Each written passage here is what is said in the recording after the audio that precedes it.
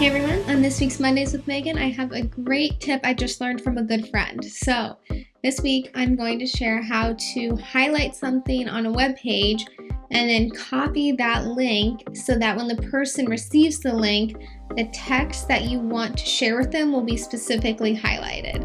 So as you can see in this demonstration, I'm going to go ahead and highlight the sentence that I want the person to read.